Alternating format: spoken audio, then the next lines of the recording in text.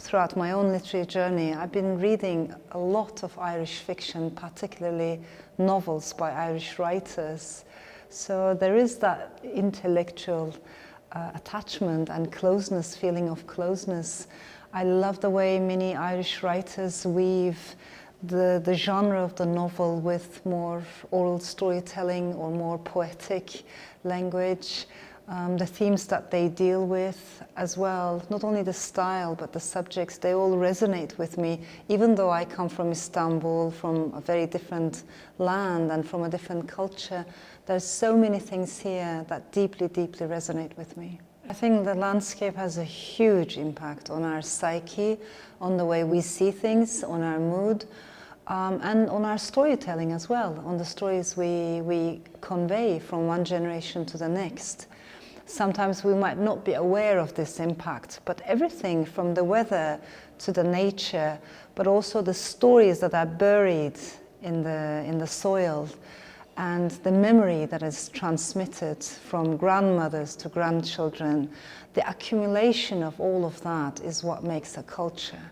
So I think the impact of the scenery, of the landscape, particularly in places such as Northern Ireland, is massive.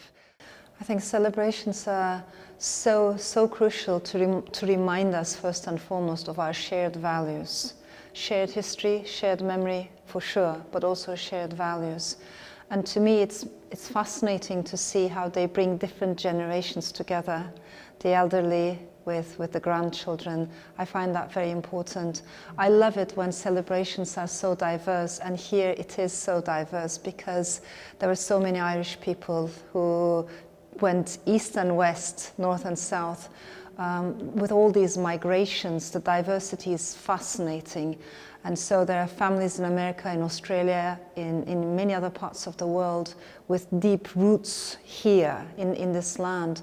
I always long for shared values that bring together people from completely different backgrounds, and also shared values that are encouraged by a joy of life, you know, celebration, humor, music, culture. I think these are massively important. So the way people know how to celebrate here is also fascinating to observe for me. Maybe many people take it for granted because to them it's normal, but when you're an outsider and when you observe it, I respect those traditions of celebration very much so.